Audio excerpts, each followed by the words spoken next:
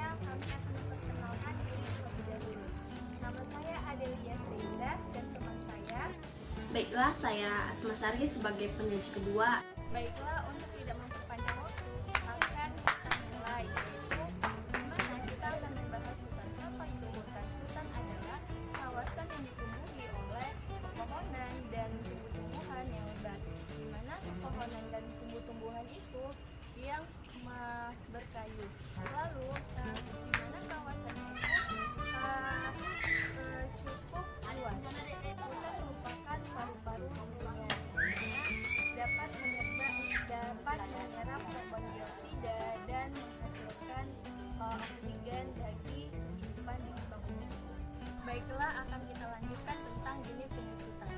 Yang pertama, jenis-jenis hutan itu terbagi menjadi 3, yaitu yang pertama jenis hutan berdasarkan tumbuhannya, yang kedua jenis hutan berdasarkan fungsinya, dan yang ketiga jenis hutan berdasarkan cara terjadinya. Lalu kita akan membahas yang jenis-jenis hutan yang berdasarkan tumbuhannya. Berdasarkan tumbuhannya, hutan itu terbagi menjadi 2, yaitu yang pertama hutan heterogen. Hutan heterogen adalah hutan yang dipenuhi banyak pepohonan, banyak macam. Dia bisa tinggi, bisa rendah, bisa lebat pepohonan yang tumbuhannya, bisa juga tidak lebat. Yang kedua itu ada berdasarkan hutan, yaitu hutan homogen. Hutan homogen adalah hutan yang sejenis, dia hanya satu macam, dia hutan yang tinggi semua, lebat semua gitu. Jadi hutan itu berdasarkan tumbuhannya, hutan terbagi menjadi 2, heterogen dan homogen. Berdasarkan fungsinya, jenis-jenis hutan berdasarkan fungsinya terbagi menjadi 5, yaitu yang pertama hutan lindung. Hutan lindung adalah hutan yang dilindungi dan tidak boleh ditebang, di mana hutan ini berfungsi sebagai pelindung untuk tanah dan erosi, lalu sebagai tata air untuk menghindari yang namanya banjir.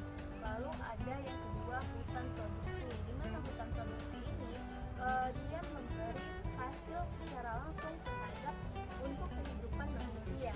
Lalu yang ketiga hutan suaka alam. Hutan suaka alam adalah hutan yang memberikan perlindungan kepada pohon-pohonan, tumbuh-tumbuhan yang sudah hampir punah. Lalu ada hutan yang keempat, itu ada hutan suaka margasatwa. Hutan suaka margasatwa adalah hutan yang memberikan perlindungan kepada hewan-hewan, binatang-binatang yang ada di dalam hutan itu sendiri. Lalu yang terakhir ada yang namanya hutan wisata. Jadi hutan ini dimana berfungsi sebagai tempat wisatawan, dimana hutan ini memberikan keindahan sehingga dipilih lebih cocok untuk tempat wisata. Berdasarkan cara terjadinya, hutan itu terbagi menjadi 2, yaitu hutan alam dan hutan budidaya. Hutan alam terbagi menjadi 2, yaitu hutan primer dan hutan sekunder. Di mana hutan primer itu adalah hutan yang belum ditebang, lalu hutan sekunder. Hutan sekunder itu hutan yang hutan primer yang sudah ditebang dalam waktu tertentu. Lalu ada yang namanya hutan budidaya. Yang kedua tadi, hutan budidaya adalah hutan yang ditanam oleh manusia, yang dimana maksud dan tujuannya untuk memperoleh hasil dari apa yang dia tanam tersebut. Ada beberapa faktor yang menyebabkan persebaran hutan, dimana yang pertama itu iklim, dimana iklim sangat berpengaruh bagi kehidupan flora dan fauna. Jika cuaca iklimnya itu tidak bagus gitu kan, jika keadaan iklimnya itu yang sangat ekstrim, bisa juga yang dia dipenuhi oleh salju, banyak salju, dan yang juga yang panas gitu kan, akan menyulitkan bagi kehidupan suatu organisme, dimana pohon-pohonan itu sulit untuk tumbuh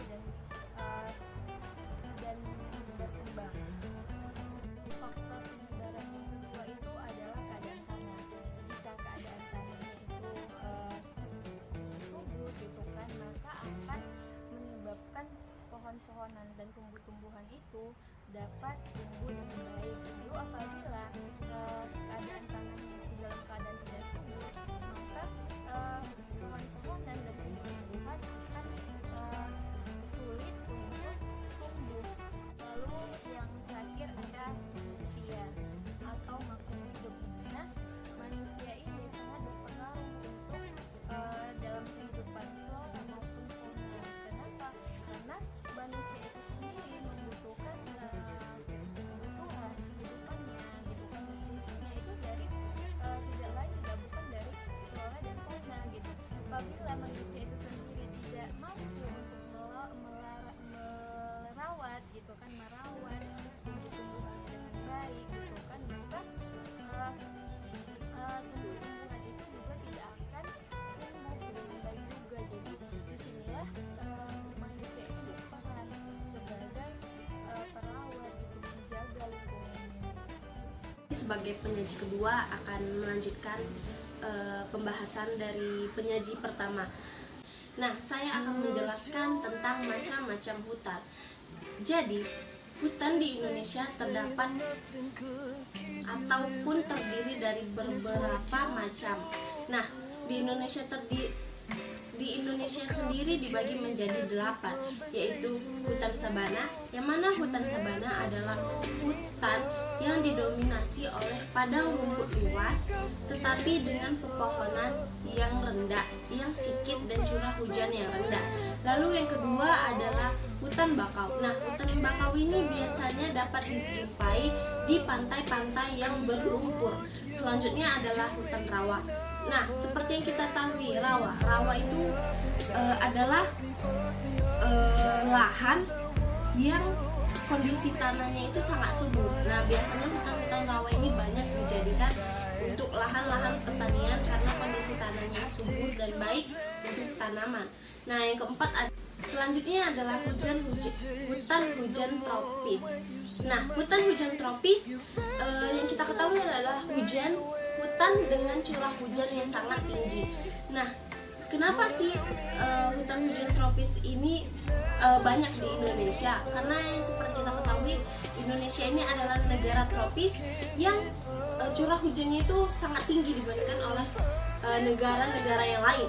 Jadi hutan hujan tropis ini juga menjadi kediaman ataupun habitat satwa-satwa liar dan tumbuhan-tumbuhan lainnya. Yang selanjutnya adalah hutan lumut. Nah, hutan lumut ini banyak dijumpai di pegunungan karena tinggi pegunungan itu sangat tingginya itu di atas permukaan laut. Jadi cahaya mataharinya itu tidak terlalu kena ke hutan tersebut, dan keadaan hutannya itu sangat lembab sehingga lumut-lumut itu banyak ataupun suka di dalam keadaan tersebut, sehingga hutan tersebut dikatakan hutan lumut. Nah, yang selanjutnya adalah hutan musim. Nah, hutan musim ini adalah hutan yang mengikuti musim. Di saat hujan, ia akan mendapatkan cukup air karena curah hujan yang tinggi, tetapi ada saatnya di musim kemarau ia akan menggugurkan daun-daun. Yang selanjutnya adalah hutan basah. Hutan basah ini seperti hutan hujan tropis karena hutan basah juga memiliki kelembapan yang sangat tinggi dan curah hujan yang sangat tinggi. Nah, yang terakhir itu adalah hutan gugur. Nah, hutan gugur juga hampir sama seperti hutan musim, namun beda hampir sama seperti hutan musim. Hanya bedanya di hutan gugur itu curah hujannya lebih sedikit dan pohon-pohonnya itu menggugurkan daunnya agar proses penyerapan dan lainnya berjalan dengan lancar. Nah, selanjutnya kita bahas tentang manfaat dari hutan sendiri. Nah, kita tahu bahwa hutan itu banyak manfaatnya. Salah satunya adalah tempat penyimpanan air, yang mana di saat hujan, air-air tersebut akan dialiri ke sungai-sungai dan danau-danau, sehingga pada saat musim kemarau manusia tidak akan terjadi yang namanya kekeringan. Dan yang kedua adalah tempat cadangan makanan. Nah, kenapa sih tempat cadangan makanan? Karena hutan banyak pohon dan banyak tumbuh-tumbuhan yang dapat dimakan dan dijadikan bahan makanan. Nah, yang ketiga adalah tempat habitat flora dan fauna. Nah, jadi hutan itu adalah habitat yang sangat cocok untuk hewan-hewan reptil, hewan-hewan yang liar dan tumbuhan-tumbuhan lainnya. Nah, selanjutnya adalah untuk mencegah terjadinya erosi sendiri. Mungkin itu saja manfaat-manfaat hutan yang wajib kita ketahui. Nah, selanjutnya saya akan membahas tentang apa itu kegunaan hutan. Nah, manfaat hutan juga salah satunya adalah menghasilkan oksigen dan menyerap karbon dioksida. Karena hutan yang kita ketahui adalah sebagai salah satu sumber oksigen terbesar di dunia, ataupun yang sering kita sebut paru-paru dunia. Nah, dan hutan juga menjadi sumber pendapatan manusia. Kenapa sih sebagai sumber pendapatan manusia? Karena hutan, pohon-pohonnya, di saat kita melakukan tebang pilih, pohon-pohon tersebut atau kayu tersebut dapat dijadikan suatu produk dengan nilai guna yang sangat tinggi dan kualitas yang sangat bagus. Nah, jadi hutan juga dapat dimanfaatkan dan hasilnya tersebut menjadi produk-produk yang luar biasa bagusnya. Dan yang terakhir saya akan menjelaskan tentang kegunaan hutan. Nah, kegunaan hutan ini kurang lebih seperti manfaat hutan yang telah saya jelaskan tadi. Nah, yang mana kegunaan hutan ini seperti menyediakan oksigen, menyerap karbon dioksida, menjadi sumber obat-obatan herbal. Kenapa menjadi sumber obat-obatan herbal? Karena kita tahu bahwa hutan itu banyak beragam pohon, sehingga pohon-pohon itu dapat dijadikan untuk obat-obat, seperti pohon kina yang saya ketahui itu bisa dijadikan obat untuk penyakit kanker. Nah, selanjutnya adalah untuk komersil. Nah, kenapa sih hutan bisa dijadikan untuk komersil? Karena seperti yang tadi dimanfaat, hutan dapat digunakan, hasilnya itu dijadikan suatu produk yang bernilai tinggi, sehingga produk-produk tersebut akan dijadikan kepentingan komersil. Nah, selanjutnya adalah hutan juga menjadi salah satu sumber makanan ya untuk manusia, seperti yang sudah saya jelaskan sebelumnya. Nah, itulah kegunaan hutan yang wajib kita ketahui apa-apa saja. Jadi saran saya untuk semuanya, untuk masyarakat, mulai sekarang kita jagalah hutan kita, karena hutan adalah yang menentukan masa depan kita, bagaimana ke depannya. Karena tanpa hutan nanti tidak bagus. Jadi saya harap semuanya mulai dari sekarang untuk menjaga hutan. Jangan lagi ada orang-orang yang menebang sembarangan pohon-pohon, melakukan pembakaran yang sangat luar biasanya. Itu nggak ada gunanya menurut saya. Apabila ingin membuka suatu lahan seperti yang sudah saya jelaskan tadi, dari macam-macam hutan itu ada juga hutan yang memang sudah disediakan untuk menjadi lahan. Jadi tidak perlulah dengan melakukan pembakaran hutan ataupun penebangan hutan. Apabila mau melakukan penebangan hutan, sebaiknya itu kita harus melakukan tebang pilih, dan setelah kita tebang, kita harus melakukan penanaman kembali agar hutan tetap seperti semula dan jangan rusak. Karena yang kita ketahui bahwa hutan adalah paru-paru dunia. Saya penyaji kedua, terima kasih. Baiklah, demikianlah hasil dari paparan kami. Apabila ada kesalahan, kami mohon maaf. Demikian dan ucapkan terima kasih. Assalamualaikum warahmatullahi wabarakatuh.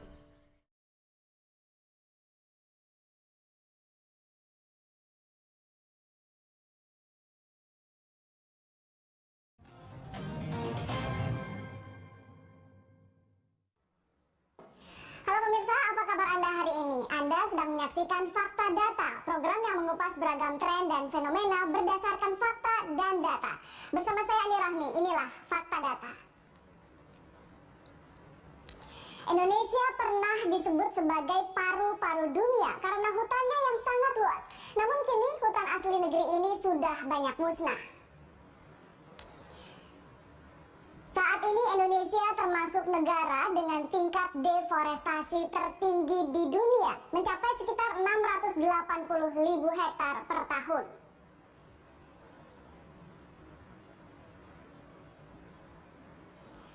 Penyebabnya illegal logging, yakni pencurian kayu yang dilakukan secara masif tanpa adanya penegakan hukum. Penyebab kedua, industri pulp dan kertas, serta perkebunan kelapa sawit, terutama yang mengandalkan pembukaan hutan dan lahan secara besar-besaran, bahkan terkadang dilakukan secara ilegal.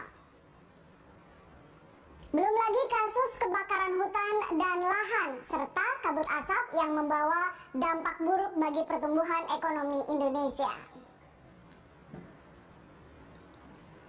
Bank Dunia mencatat kebakaran yang terjadi di tahun 2015 kemarin menyebabkan total 2,6 juta hektar hutan dan lahan terbakar dan menimbulkan kerugian mencapai 221 triliun rupiah. Kebakaran hutan dan lahan ini setara dengan 4,5 kali luas Pulau Bali. Jika dihitung, dalam 1 menit kebakaran hutan dan lahan yang terjadi setara dengan kehilangan hutan seluas 3 lapangan bola. Asap juga menyebabkan ribuan orang terserang penyakit pernafasan dan menyebabkan aktivitas warga lumpuh. Kebakaran hutan dan lahan juga menimbulkan bencana asap yang berdampak serius terhadap kesehatan masyarakat. Seharusnya pelaku pembakaran hutan dan lahan, baik individu maupun korporasi, dimasukkan dalam daftar blacklist agar pelaku tidak akan bisa mengajukan izin pengelolaan lahan meskipun telah membentuk perusahaan baru. Sementara korporasi ditutup usahanya. Berdasarkan data, 72% hutan asli Indonesia telah musnah. Luas hutan selama 50 tahun terakhir berkurang dari 162 hektar menjadi 98 juta hektar. Jumlah kerugian setara dengan 1,9% PDB Indonesia atau 2 kali lipat biaya rekonstruksi Aceh pasca tsunami. Jumlah itu 3 kali lipat lebih besar dibandingkan dengan anggaran kesehatan pada APBN 2015. Menurut Bank Dunia, kebakaran hutan merupakan kerugian terbesar bagi Indonesia. Kebakaran juga mengakibatkan turunnya produksi pertanian real sebesar 4,9% pada kuartal ketiga tahun 2015. Untuk Pulau Sumatera, kebakaran hutan dan lahan melanda Provinsi Riau, Provinsi Jambi, dan Provinsi Sumatera Selatan. Kebakaran hutan dan lahan di Riau mencapai 139.000 hektar dan menimbulkan kerugian mencapai 19 triliun rupiah. Di Provinsi Jambi, kebakaran hutan dan lahan mencapai 123.000 hektar atau kerugian mencapai 12 triliun rupiah. Kalimantan Tengah merupakan lokasi kebakaran hutan dan lahan terbesar di Pulau Kalimantan, mencapai 429.000 hektar. Kerugian mencapai 44 triliun rupiah. Kebakaran hutan dan lahan di Kalimantan Timur mencapai 388.000 hektar dengan kerugian 38 triliun rupiah. Kebakaran hutan dan lahan di Kalimantan Selatan mencapai 292.000 hektar dan kerugian sebesar 28 triliun rupiah. Dan kebakaran hutan dan lahan di Kalimantan Barat mencapai 178.000 hektar dengan kerugian sebesar 16 triliun rupiah. Kebakaran hutan dan lahan juga terjadi di Bumi Cendrawasih, Papua, mencapai 268.000 hektar dan kerugian 21 triliun rupiah. Penyebabnya banyaknya pembukaan lahan untuk perkebunan kelapa sawit. Kepolisian telah menetapkan 140 tersangka pembakaran hutan, 7 diantaranya korporasi, yakni perusahaan kayu dan sawit. Mereka hanya dikenakan vonis sanksi yang sangat ringan. Pemirsa, jangan kemana-mana karena setelah jeda Fakta Data akan membahas penerapan suku bunga negatif yang terjadi di sejumlah negara yang bertujuan untuk mencegah deflasi. Apa untungnya untuk Indonesia? Tetap di Fakta Data.